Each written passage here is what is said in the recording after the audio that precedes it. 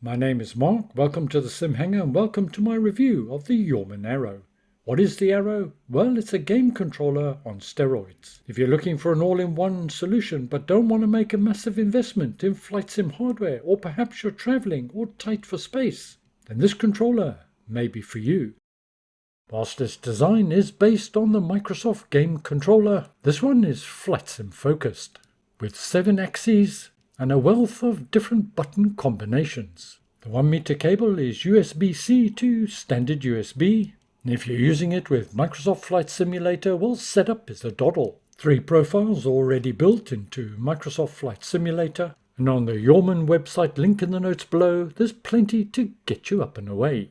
It's recommended that you recalibrate the rudder axis before jumping into sim. The unit is of a size that fits easily in your hands, although it is somewhat bigger than the standard Xbox controller we're used to. Having said that, I think it's slightly lighter.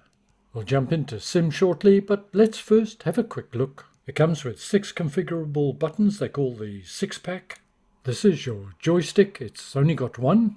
The other is a POV, which is button-based. Personally, I'd have preferred 2 joysticks, a 5-button D-pad, and a trim wheel. But note, this is not an axis, it is button-based. It has 2 sliders on the face of the unit, they are axes, and 2 vernier-style sliders on the base of the unit. Once again, these are axes. They're made out of plastic, but they do have tension and friction. At the top of the unit we have 2 mechanically linked levers. This is for your rudders, and in addition 2 bumper buttons. And the unit connects with 1 USB-C port. The unit doesn't feel as sturdy as the official Xbox controller. The product has only recently been released into the USA and Canada, priced at $199.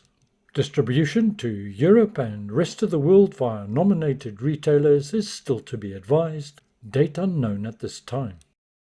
As mentioned earlier, it's natively supported in Microsoft Flight Simulator with 3 profiles. The button numbers are not depicted on the graphic at this stage, but hopefully that'll be corrected in Sim Update 15. It has a default profile, 1 for helicopters and 1 for jets. These profiles are not perfect, but should be updated in Sim Update 15. But of course I created my own profile as I like to see how easy or otherwise it is to configure. And I'm pleased to say it's straightforward and simple, just like configuring any other device.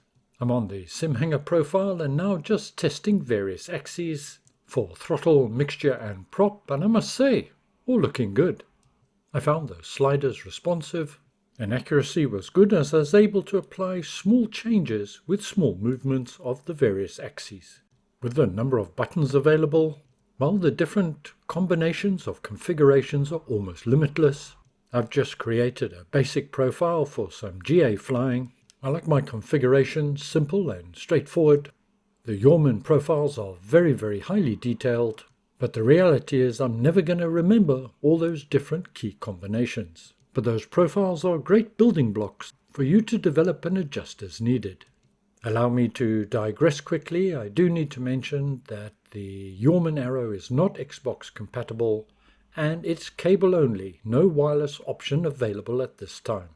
Of course, being able to use a controller successfully in Flight Sim has all to do with your sensitivity settings. And of course it's a great place to check the accuracy of the various axes as well. If you'd like to know more about setting axes, then watch this video, link in the notes below. As you can see here, I've reduced the sensitivity considerably for both elevator and aileron axes, so small movements don't have a dramatic impact on the aircraft.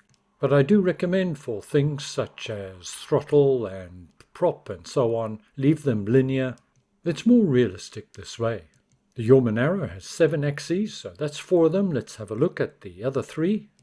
And they are the top 2 sliders, as well as the mechanically linked levers on the top of the unit. As mentioned at the beginning of the video, Yawman advised that you recalibrate your rudders. That's joystick R, axis Z. The recalibration process includes pressing multiple buttons, etc. It's a bit clunky. You got to hold down the particular lever and press 4 buttons, not easy. But note here I had to do a small offset on this axis only to get it to remain central. a dead zone of 3%, which I use anyway, and I also had to offset the neutral position by 3% as well. I've jumped into the Beechcraft Bonanza G36. I'm using the Simhanger Profile. I've configured the POV for free look, also acts as a button to reset my view. Let me now check on the rudders. Yep, they're working exactly as intended. I've set left and right brakes to the bumper buttons. Be able to test those once we're moving. I would have preferred a more tactile feedback on those particular buttons. Let me now go and test out some of the axes. Let's start with the prop, I think. Prop is currently fully forward, and let's pull it back. Yep, no problem. And I do have good control over positioning it exactly where I want it. The same can be said for the throttle.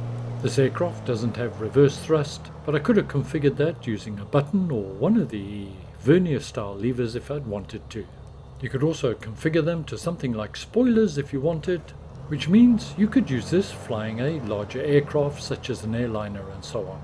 For this profile I've configured the flaps to 2 button presses, flaps up and flaps down. They're working fine, and having 6 buttons readily accessible is very useful indeed. I've also set 2 of the buttons for my aileron trim. That's my aileron trim indicator down there. Simply press the appropriate button, hold it down, and the aileron trim is effective. I've also configured the gear. I could have done it to a button, but I've used the up and down arrow on the D-pad. Works well for me and something I will remember. I could have, of course, just used a button and toggle. The multiple sliders, etc. also make it ideal for flying helicopters and such. I've also taken the advantage of key combinations to expand the range of possibilities.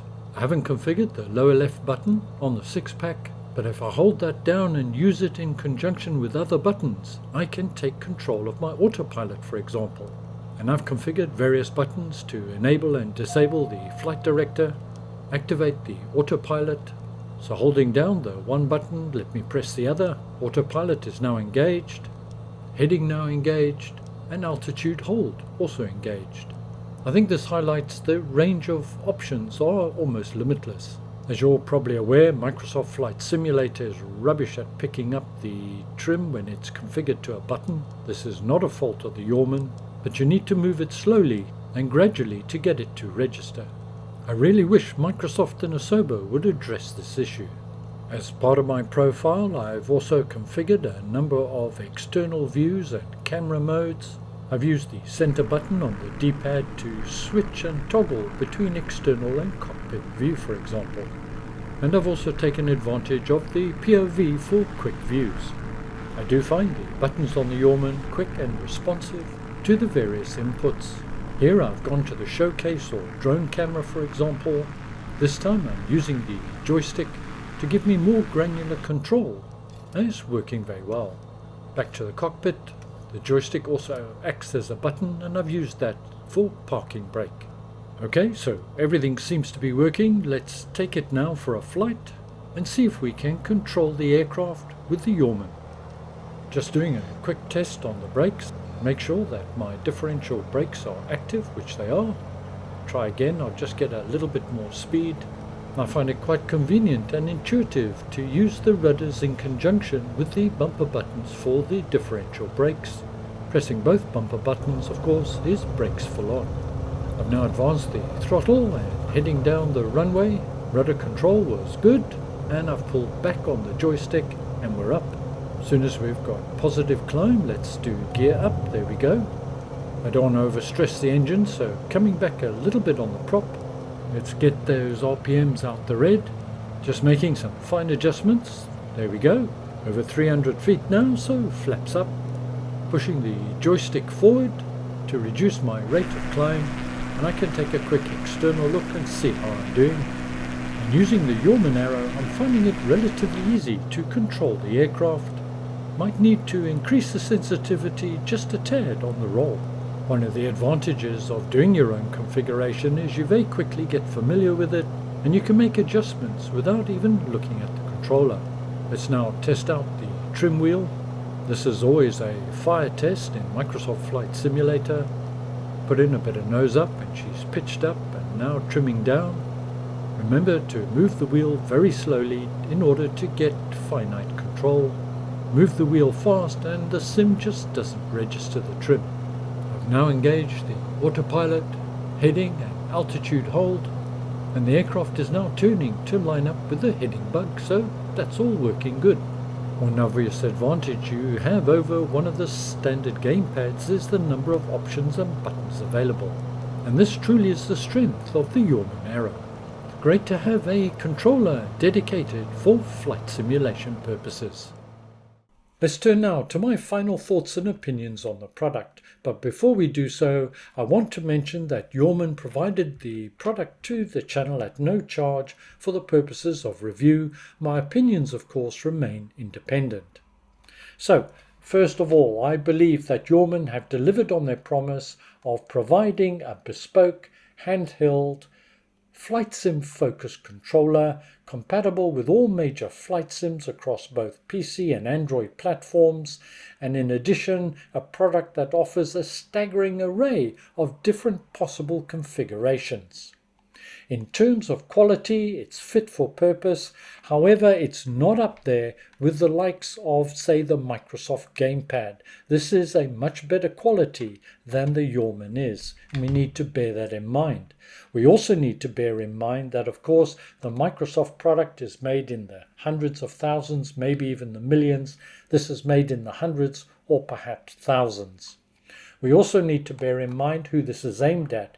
It's aimed at those primarily that don't want a large or big investment in terms of flight sim hardware, or perhaps want a simple and single solution for whilst they're traveling, or they're very tight for space on their desk and so on. So the Yawman Arrow does exactly what it says on the tin, and in summary is fit for purpose. There are, however, a number of observations that I've made. Some are subjective and some I feel are missed opportunities. When the original renderings of this product came out, it was shown in a dark navy type blue color, and aesthetically I found that far more pleasing than this rather stark ivory or cream color, but that's just a personal opinion, of course. The other thing that I don't really like, it doesn't affect the form or function of the product in any shape or form, is this. Do you hear that? I'm not sure if it comes out on the video, but these buttons, well, they're quite rattly, and for a product costing US 200, well, that's a little bit disappointing in my book. It doesn't have Xbox compatibility, but I'm not put off by that. I'm sure a lot of Xbox owners will be disappointed, but I imagine had they gone for Xbox compatibility, that would have delayed the launch of this product by an extended period of time. And hopefully the Yawman 2 will have Xbox compatibility. But a big missed opportunity, and something I would have expected for a product in this price category, would have been to have it as wireless, and that's something that is disappointing. Another missed opportunity in my book relates really to the trim wheel. Now, all the axes here use potentiometers. They're high quality potentiometers as opposed to Hall effect sensors. Now, I don't have a problem with that, particularly as the distance of travel of the various axes is relatively small on this product. But I do think with the trim wheel, Yawman missed a trick that would have changed a product that is very good into exceptional.